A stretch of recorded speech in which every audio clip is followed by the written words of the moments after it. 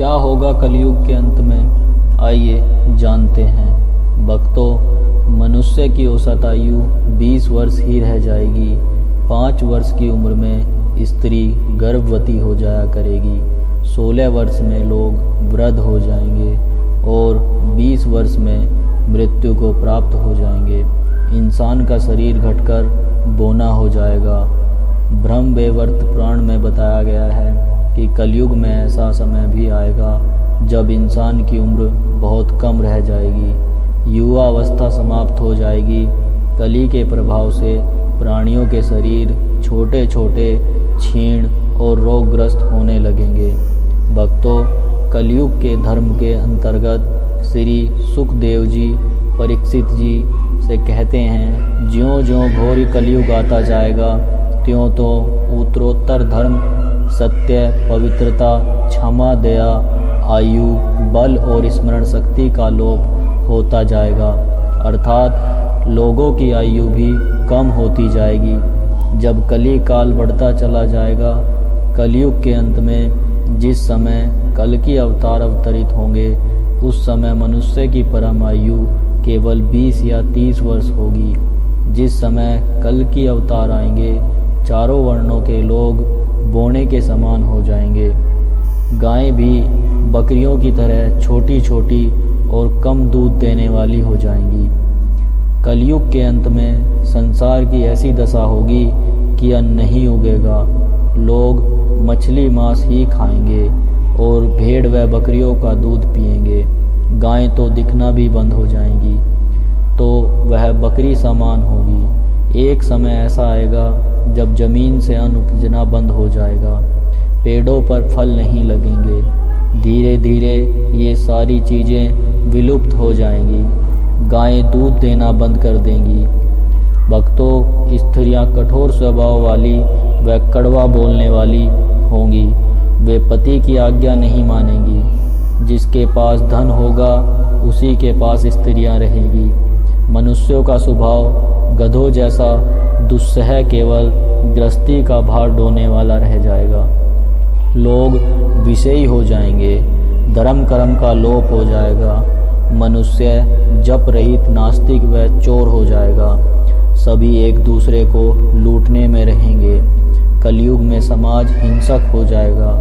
जो लोग बलवान होंगे उनका ही राज चलेगा। मानवता नष्ट हो जाएगी। रिश्ते खत्म हो जाएंगे।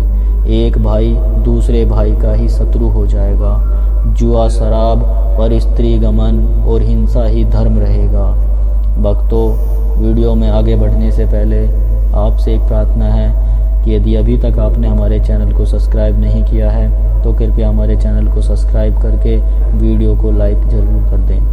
भक्तों, आगे है पुत्र पिता का और पिता पुत्र का वध करके भी दुखी नहीं होंगे।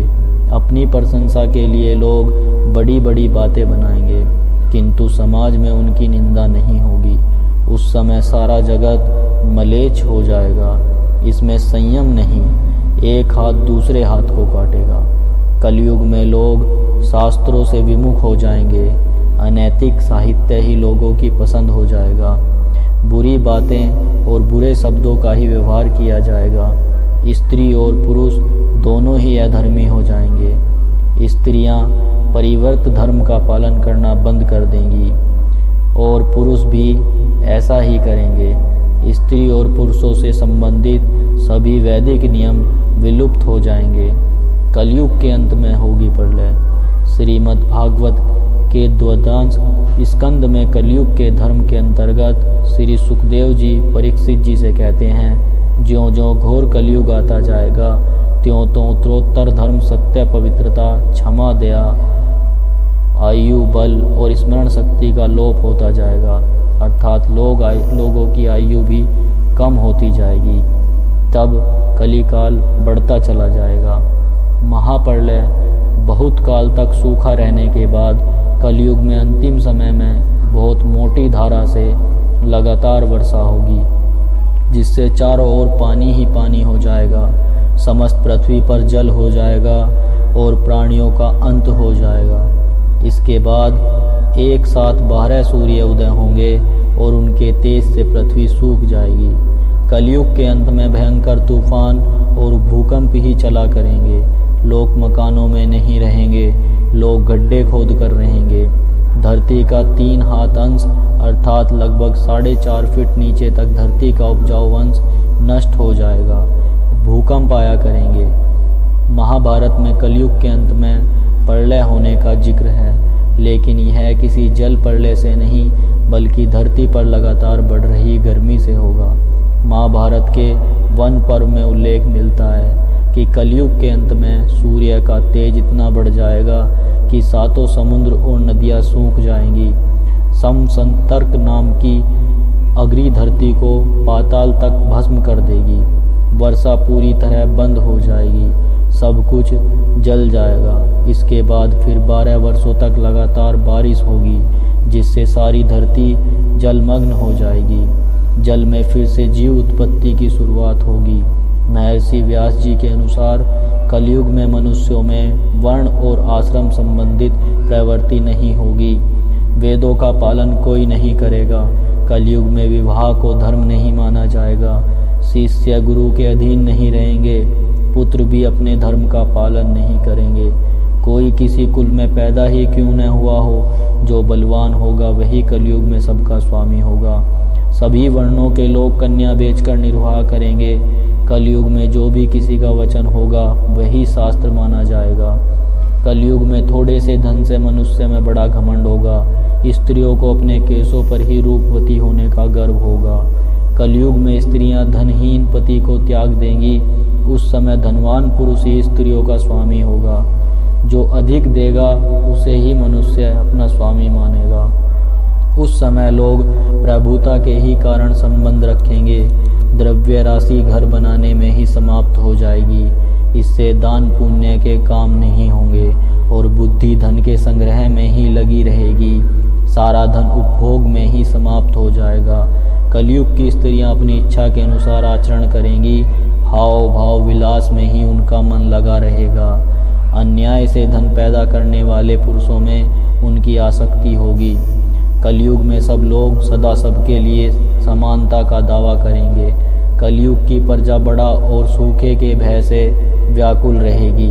सबके नेत्र आकाश की ओर लगे रहेंगे। वर्षा न होने से मनुष्य तपस्वी लोगों की तरह फल मूल व पत्ते खाकर और कितने ही आत्मघात कर लेगा।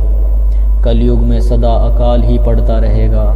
सब लोग हमेशा किसी न किसी कलेशों से घिरे रहेंगे। किसी तो थोड़ा सुख भी मिल जाएगा। सब लोग बिना स्नान करे ही भोजन करेंगे। देव पूजा अतिथि सत्कार श्राद्ध और तर्पण की क्रिया कोई नहीं करेगा। कलयुग की स्त्रियां लोभी नाटी अधिक खाने वाली और मंद भाग्य वाली होंगी। गुरुजनों और पति की आज्ञा का पालन नहीं करेंगी तथा पर्दे के भीतर भी नहीं रहेंगी। अपना ही पेट पालेंगी, क्रोध में भरी रहेंगी। देह शुद्धि की ओर ध्यान नहीं देंगी तथा असत्य और कटु वचन बोलेंगी। इतना ही नहीं, वे दुराचारी पुरुषों से मिलने की अभिलाषा करेंगी। ब्रह्मचारी लोग वेदों में कहे गए व्रत का पालन किए बिना ही वेदाध्यापन करेंगे।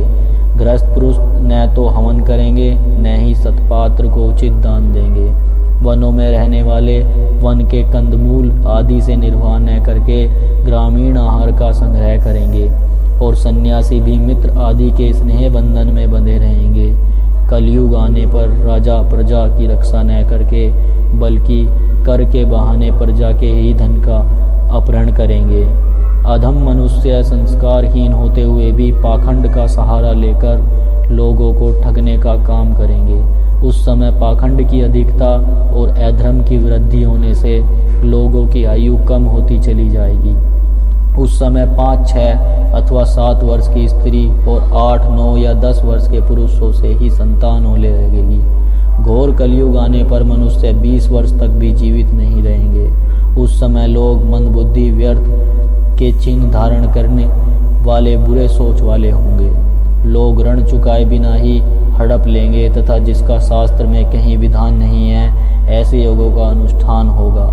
मनुष्य अपने को ही पंडित समझेंगे और बिना प्रमाण के ही सब कार्य करेंगे। तारों की ज्योति फीकी पड़ जाएगी, दसों दिशाएं विपरीत होंगी। पुत्र पिता को तथा बहुएं सास को काम करने भेजेंगी। कलयुग में समय के साथ साथ मनुष्य वर्तमान पर विश्वास करने वाले, शास्त्र ज्ञान से रहित, दंभी और अज्ञानी होंगे।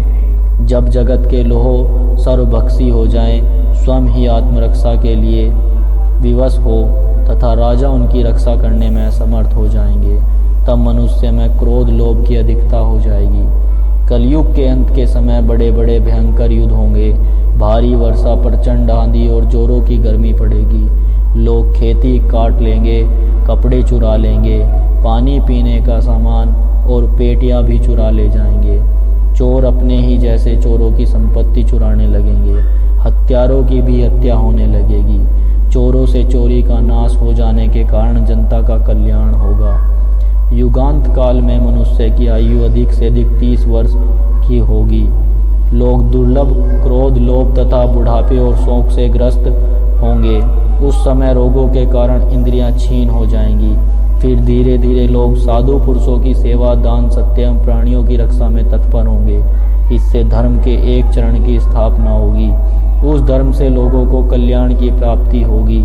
लोगों के गुणों में परिवर्तन होगा और धर्म से लाभ होने का अनुमान होने लगेगा।